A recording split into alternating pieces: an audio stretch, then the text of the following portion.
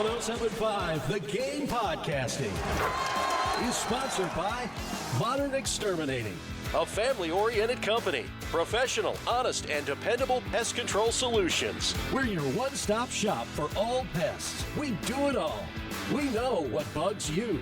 Visit us online at pestfreesc.com. That's pestfreesc.com. Roy McIlroy, what did I tell you? Come on, Roy, don't mentally lose it. You're there.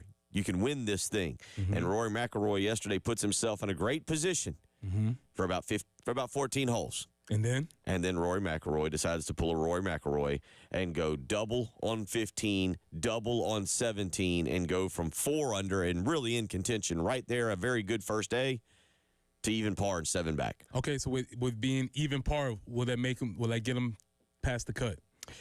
Actually, I did not look at what the cut line. I don't know if they even put a cut line out last night. Let me look at that real quick and just see if they have a cut line. I don't see it on ESPN.com. Yeah, I didn't see one last night, so I don't know exactly where the cut line would be. He would be within it though. I assume. Okay. I assume. I'm not 100% sure. I'm not going to sit here and count 52 or 50, however many names, but it'd be close. It would be close. We'll see what happens.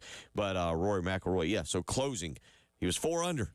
He was right there, and he didn't close out. South Carolina likes to rotate about 5 defensive ends. The thing about last year, Preston, that kind of got overlooked is you had 2 guys that really, truthfully, could rotate and be different positional players. T.J. Sanders and Tonka Hemingway, you always joked with T.J. Sanders.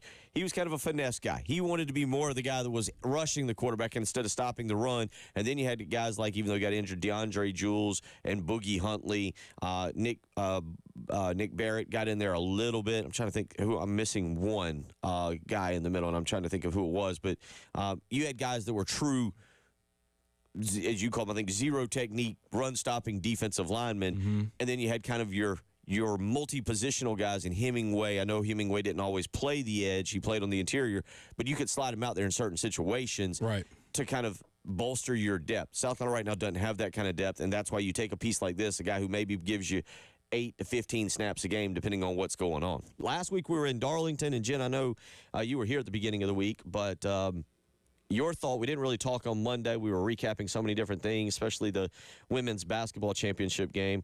But your thoughts on what you saw from Darlington last week? Yeah, no, it was. I think it was a great race. I think it continues to become a strategy race, and William Byron kind of found that out because he did so well. I mean, he led those 243 laps, almost had a perfect race. But then things just kind of happened. Blaney came along. He had a lot of long run speed, so he was doing really well in that respect. And I was hoping kind of, even though I hadn't picked him, I was really kind of hoping to see Blaney in victory lane because he was running one of his dad's old paint schemes. So I thought, well, wouldn't that be kind of fun to have in victory lane? But Kyle Larson, bless his heart, Darlington seems to be a challenge for him, especially in the spring. Tyler and I were talking about that a little bit during our segment on Wednesday, and it's feast or famine for him because he ended up spinning a couple times, finished very poorly. Poor Preston had him, but he's had like 4 top 5s, but that's usually in the fall, and in the spring he's failed to do. He's like 3rd or worse, or he's 3 times he's finished like 34th or worse at Darlington. So for him to be such a powerhouse and can drive anything, Darlington, just kind of a tough track for him. But overall, racing was great. It was a lot of fun. I enjoyed the throwback schemes that those who participated, I think, did a pretty good job overall. And I know there are some conversations about the throwback weekend and whether people want to continue it. Because some participate, some don't. Is it something that we've kind of beaten into the ground? So I think there's going to be some conversations about that as well. Ethan Petrie with another home run. That is home run number 54 in his career.